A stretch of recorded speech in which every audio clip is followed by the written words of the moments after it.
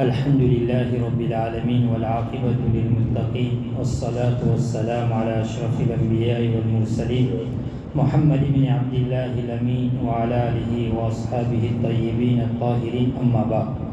عن أبي هريرة رضي الله عنه أن رسول الله صلى الله عليه وسلم قال: بادروا بالأعمال سبعا هل تنظرون إلا فقرا منسيا أو غنى مطغيا أو مرضا مفسدا أو هرما مفندا أو موتا مجهزا أو الدجال فشر غائم ينتظر أو الساعة والساعة أدهى وأمر. رواه الترمذي وقال حديث حسن. اس روایت کو نقل کرنے والے حضرت ابو ہریرہ رضی اللہ تعالیٰ عنہ ہے.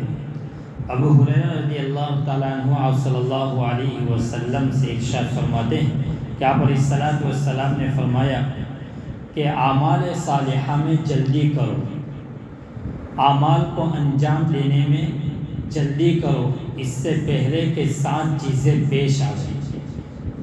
7 چیزوں کے پیش آنے سے پہلے اعمال صالحہ میں جلدی کرو، اس لیے کہ جب یہ 7 چیزیں پیش آ جائے گی اس کے بعد اگر تم نیک اعمال کرنا چاہو گے تو تم نہیں کر پاؤ گے. تو وہ 7 چیزیں کیا ہے؟ وہ اس روایت کے اندر میں اللہ کے حبیب علیہ الصلوۃ والسلام نے ارشاد فرمایا. اللہ کے حبیب علیہ الصلوۃ والسلام نے فرمایا سب سے پہلی چیز هل تنظرون الا فقرا منسیا، کیا تم انتظار کرتے ہو ایسے فقر کا جو بھلا دینے والا ہو، جو انسان کے عقل کو مت مار دے. یعنی کہنے کا مطلب اللہ کے حبیب علیہ الصلوۃ والسلام یہ ہے کہ انسان کی اچھی زندگی ہے، ہر طرف سے اس کی ضروریات پوری ہو جاتی ہے، عیش و عشرت کے ساتھ زندگی گزر رہا ہے، کسی قسم کی کوئی پریشانی نہیں ہے. لیکن انسان یوں کہتا ہے کہ ابھی عافیت ہے، بعد میں جا کر ہم نیک اعمال کر لیں گے. اللہ کے حبیب علیہ الصلوۃ والسلام فرماتے ہیں کہ کیا معلوم آگے جا کر تمہارے اوپر کیا حالات پیش آنے والے ہیں.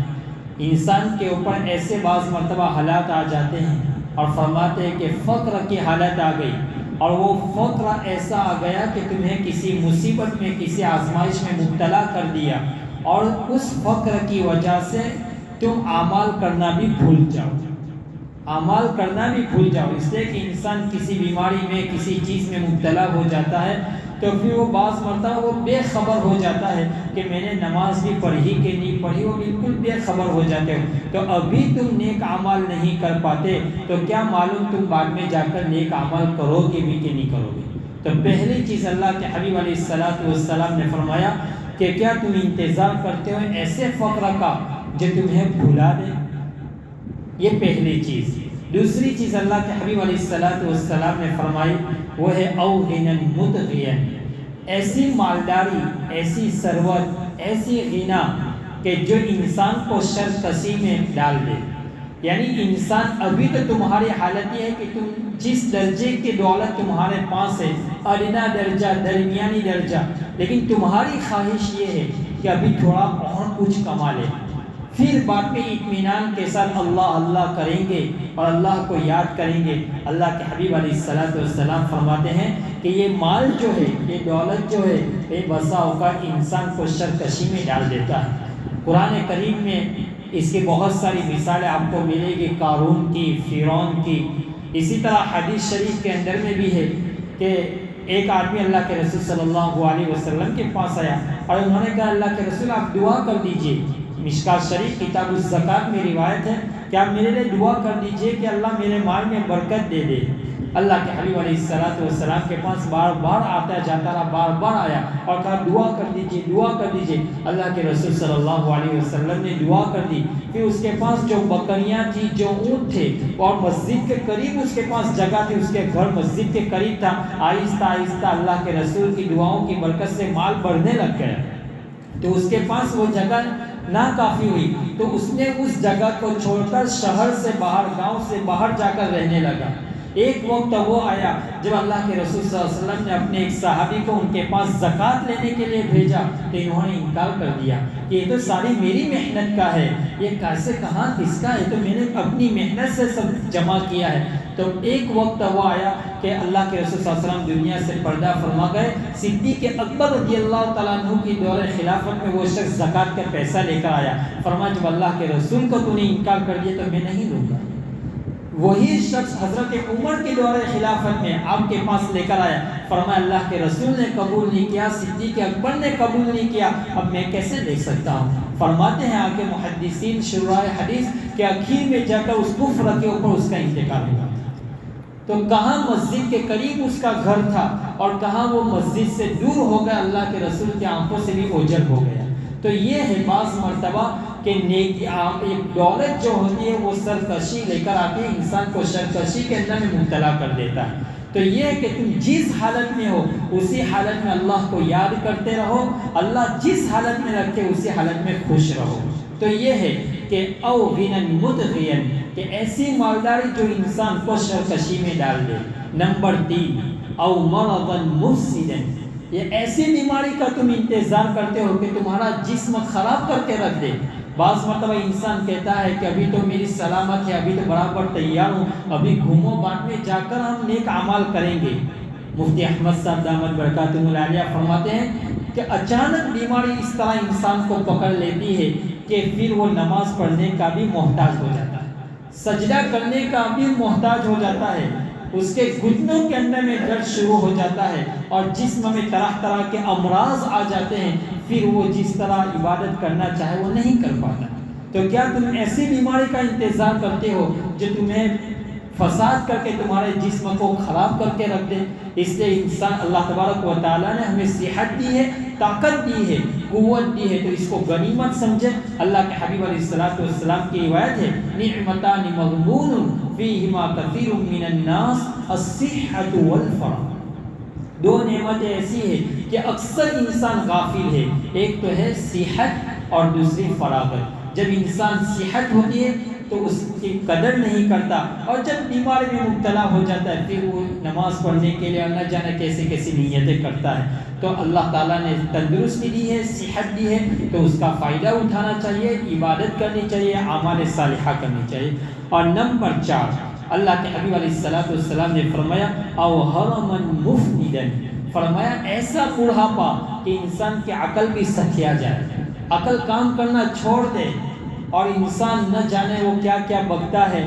تو جب قوت مضبوط ہو تو انسان کو اعمال کرنا چاہیے۔ اور اس کے بعد اسی وجہ سے اللہ کے رسول صلی اللہ علیہ وسلم نے کتنی پیاری دعا بتلائی، فرمایا اللہم انا نعوذ بک من البخل ونعوذ بک من ارذل العمر، یا اللہ میں بخل سے تیری پناہ مانگتا ہوں اور ایسے بڑھاپے سے پناہ مانگتا ہوں جس میں عقل سکھیا جائے، کام کرنا چھوڑ دے۔ انسان پیشاب کرتا ہے کپڑے کا، کوئی اس کی صحیح طرح کے کپڑا اس کا پاک نہیں رہتا، اس کے وہ کیا بول رہا ہے اس کو خود کو معلوم نہیں ہوتا ہے۔ تو ایسے بڑھاپے سے اللہ کے رسول نے پناہ مانگی ہے۔ تو یہ ہے۔ اور نمبر 5 فرماتے ہیں او موتا مجہزا، یا اچانک آنے والی موت کا تم انتظار کرتے ہو، تم یہ انتظار کرتے ہو کہ ابھی تو موت کہاں آنے والی ہے، ابھی تو جوانی ہے، ابھی تو طاقت ہے، آ جائیں۔ لیکن آج کل ہم دیکھ رہے ہیں کہ چلتے پھرتے انسان کو موت آ جاتی ہے، گھر سے باہر نکلتا ہے تو انتظار کرنا پڑتا ہے گھر والوں کو کہ وہ صحیح سلامت واپس گھر بھی آیا کہ نہیں آیا، راستے میں کیا حادثات پیش آ جاتے ہیں اور کیا کیا حالات پیش آ جاتے ہیں۔ تو فرمایا اچانک آنے والی موت کا کیا تم انتظار کرتے ہو؟ یا فرمایا ابھی دجال فشر غائب ينتظر، یا کیا تم دجال کا انتظار کرتے ہو جو پوشیدہ چیزوں میں، غائب چیزوں میں سب سے بدترین چیز ہے۔ فرماتے ہیں جب دجال کا ظہور ہوگا بہت سارے ایمان والے اس کے داؤں میں آ جائیں گے اور اپنے ایمان سے ہاتھ دھو لیں گے۔ اللہ کے حبیب علیہ السلام کی روایت ہے بہت سارے لوگ اپنے ایمان کے اوپر بھروسہ کرتے ہوئے اور اعتماد کرتے ہوئے فرمایا دجال کے قریب جائیں گے، اور جیسے ہمیں تو کچھ نہیں ہوگا، ہمارا ایمان مضبوط ہے، اور جیسے ہی وہ ان کے قریب جائیں گے وہ ان کے داؤں میں پھنس جائیں گے اور اپنے ایمان سے ہاتھ دھو لیں گے۔ اور ایسی چیز جو ابھی اس وقت تمہارے سامنے نہیں ہے، پوشیدہ ہے، لیکن دجال جب آئے گا تو بہت سارے آزمائش اور بہت سارے حالات جو پہلے نہیں تھے وہ بعد میں تمہارے سامنے آ کر ظاہر ہوں گے اور انسان اس کے فتنے میں مبتلا ہو جائیں گے۔ اللہ ہماری اس سے حفاظت فرمائے۔ اور فرمایا آخری چیز، الساعۃ والساعۃ ادھیٰ وامر، کیا تم قیامت کا انتظار کرتے ہو؟ اللہ کے حبیب فرماتے ہیں کیا تم قیامت کا انتظار کرتے ہو کہ ابھی کہاں قیامت آئی ہے، عبادت کریں گے، اعمال کریں گے، جیسا انسان بولتا ہے عام طور پر ابھی تو جوانی ہے، بڑھاپے میں جا کر عبادت کریں گے، نیک بن جائیں گے، مسجد کا کھوتا بن جائیں گے، لیکن وہ موقع آنے سے پہلے ہی وہ دنیا سے رخصت ہو جاتا ہے۔ تو کیا تم قیامت کا انتظار؟ فرماتے ہیں قیامت بڑی کٹھن چیز ہے، بڑی کڑوی چیز ہے قیامت۔ فرمایا اچھے لوگوں نے اس سے پناہ مانگی ہے قیامت کے ہولناکی سے، اور قرآن کریم میں کئی جگہوں کے اوپر اللہ تبارک و تعالیٰ نے قیامت کا ذکر کیا ہے، اور فرمایا یا ایھا الناس اتقوا ربکم ان زلزلۃ الساعۃ شیء عظیم یوم ترونها تذهل كل مرضعۃ عما ارضعت وتضع كل ذات حمل حملها وترى الناس سکارى۔ کیسا منظر کھینچا ہے اللہ تعالیٰ نے کہ قیامت ایک ایسی چیز ہے کہ ہر حمل والے اپنے حمل کو رکھ دے گا، ایسا کٹھن۔ تو کیا تم قیامت کا انتظار کریں؟ جب قیامت آئیں گے اس وقت اعمال صالحہ کریں گے۔ تو اس روایت کے اندر میں اللہ کے حبیب علیہ الصلوۃ والسلام نے فرمایا انسان چیزوں کے پیش آنے سے پہلے انسان کو اعمال صالحہ کر لینا چاہیے، انسان کو اعمال میں بڑھ چڑھ کر حصہ لینا چاہیے۔ اللہ تبارک و تعالیٰ مجھے اور آپ کو ان کئی سنی باتوں کے اوپر عمل کرنے کی توفیق نصیب فرمائے۔ آج چونکہ چاند گرہن ہے اور ہمارے ملک میں، پڑوسی ملک میں بہت ساری جگہوں کے اوپر چاند گرہن ہے، تو ایسے موقع پر یہ اللہ تبارک و تعالیٰ کی نشانیوں میں سے بہت بڑی نشانی ہے۔ تو حضرت ماں عائشہ صدیقہ رضی اللہ تعالیٰ عنہ فرماتی ہے، ابو داؤد شریف کی روایت ہے، الشمس والقمر لا یخسفان، الشمس والقمر لا یخسفان لموت احد ولا لحیاته فاذا رأيتم ذلك فادعوا اللہ وکبروا وتصدقوا۔ اللہ عائشہ فرماتی ہے جب یہ جو سورج گرہن ہوتا ہے اور یہ جو چاند گرہن ہوتا ہے، فرمایا یہ کسی کی مرنے کی وجہ سے اور کسی کے دنیا میں پیدا ہونے کی وجہ سے نہیں ہوتا ہے۔ فرمایا جب چاند گرہن ہو، سورج گرہن ہو تو تمہیں کیا کرنا ہے؟ فرمایا وکبروا، تم تکبیر کرو، فادعوا اللہ، تم اللہ سے دعا کرو، اور تم تکبیر کرو، تکبیر اور استغفار کرو، وتصدقوا، اور تم خیرات کرو۔ یہ ماں عائشہ رضی اللہ تعالیٰ عنہ کی روایت ہے۔ حضرت حذیفہ فرماتے ہیں کہ جب سورج گرہن ہوتا اور چاند گرہن ہوتا تو نبی اکرم صلی اللہ علیہ وسلم کسی بھی جگہ ہوتے فوراً آپ کا چہرہ انور تبدیل ہو جاتا، آپ کا چہرہ انور کا رنگ بالکل بدل جاتا، اور فرمایا فوراً آپ مسجد میں تشریف لاتے اور اتنی طویل نماز پڑھتے، اتنی طویل نماز پڑھتے کہ صحابہ بھی پیچھے تھک جاتے، اتنی طویل نماز پڑھتے، اور فرمایا رکوع بھی طویل کرتے، سجدہ بھی طویل کرتے، یہاں تک کہ سورج گرہن ہونا یا چاند گرہن ہونا ختم ہو جاتا۔ تو آج چونکہ چاند گرہن ہے تو انفراداً، اجتماع نہیں، انفراداً الگ الگ لوگ 2 رکعت نماز پڑھے اور اللہ سے دعا کرے، روئے۔ یہ اللہ تبارک و تعالیٰ بعض مرتبہ دنیا کے اندر میں اپنی نشانیاں ظاہر کرتے ہیں تاکہ انسان اسی کو دیکھ کر عبرت حاصل کر لے اور اپنی قبر کے اندھیری کوٹری کو یاد کر لے، قبر کے اندھیری تاریخ کو یاد کر لے کہ جب یہ اتنا اندھیرا ہے۔ اور محدثین نے لکھا ہے کہ سورج گرہن جو ہوتا ہے اس میں سورج سیاہی مائل ہو جاتا ہے، اور چاند گرہن کے اندر میں ایسا ہوتا ہے کہ جو روشنی ہوتی ہے اس کے اندر میں تھوڑی سی کمی آ جاتی ہے، یا تو بالکل ختم ہو جاتی ہے اس کی روشنی یا تھوڑی سی کمی آ جاتی ہے۔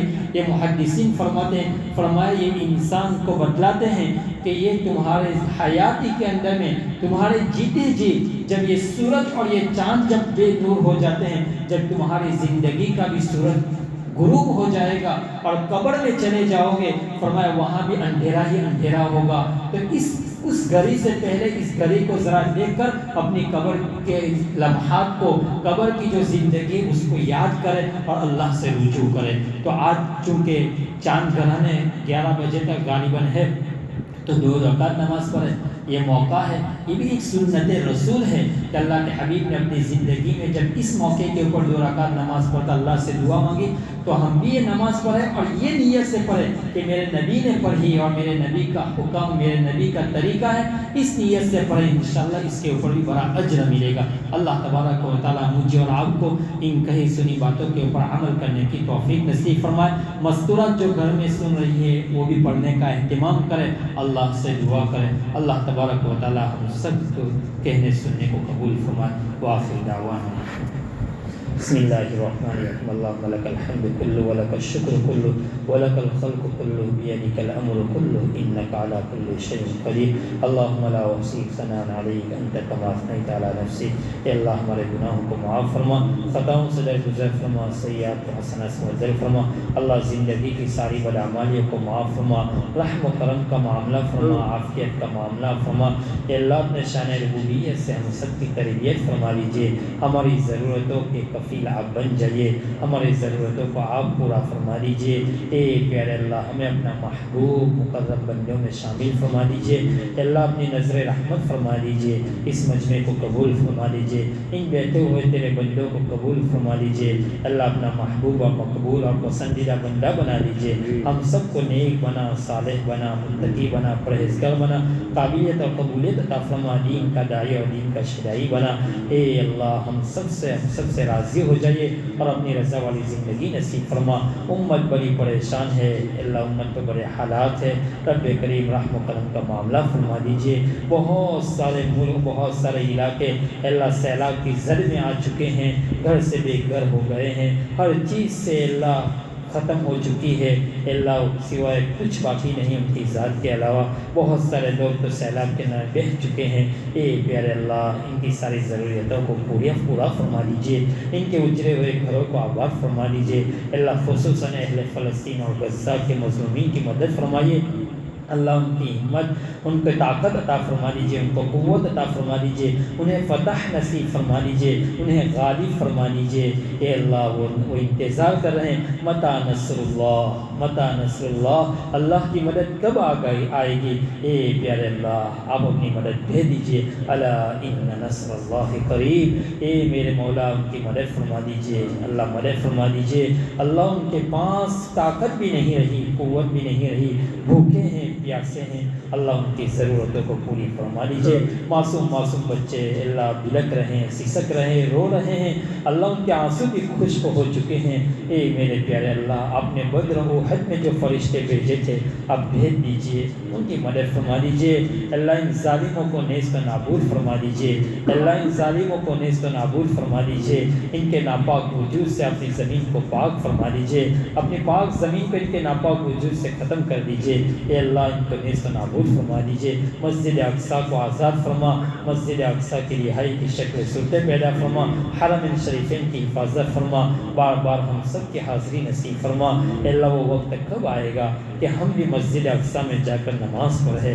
اے پیارا اللہ ہمیں اپنے حیاتی کے اندر میں وہ وقت دکھا دیجیے اور ہمیں وہاں نماز پڑھنا نصیب فرما دیجیے۔ اے پیارے اللہ اسلام کا بول بالا فرما، اسلام کا بول بالا فرما۔ اے پیارے اللہ ہم سب کو اسلام پر زندہ فرما اور ایمان کے حالت میں ہم سب کو موت نصیب فرما۔ اے وصلی اللہ تعالی